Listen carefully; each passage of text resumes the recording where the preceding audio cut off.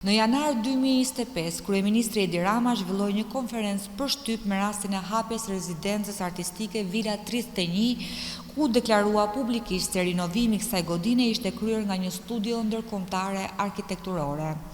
Në njoftimet publike në rrjetet sociale, faqe zyrtare e Villës 31, Art Explora bën me dije se në prill 2025, godina është rinovuar me mbështetjen e fondacionit Art Explora në Francë. Restaurimi i Villës 31 është prezantuar si një punë e kryer nga studio arkitekturore Nim Architects, por dokumentat zyrtare tregojnë një histori tjetër. Rezulton se 1.2 milion euro nga fondet publike janë prokuruar më herët për rikonstruksionin e kësaj vile nga Drejtoria e Shërbimeve Qeveritare me miratimin e kryeministrit Rama.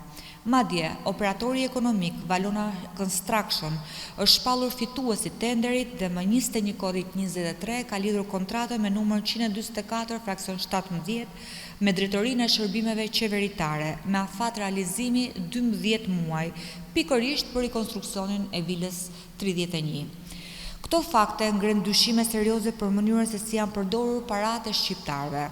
Nëse rinovimi i kësaj godine është kryer nga studio huaj me mbështetjen e një fondacioni ndërkombëtar, atëherë kryeministri ka detyrim të sqarojë publikisht: 1. Çfarë punimesh ka kryer konkretisht Valona Construction? Ku kanë përfunduar 1.2 milion euro nga paratë e taksapaguesve shqiptar? Transparenca për fondet publike nuk është çështje propagande, por detyrim ligjor dhe moral ndaj qytetarëve.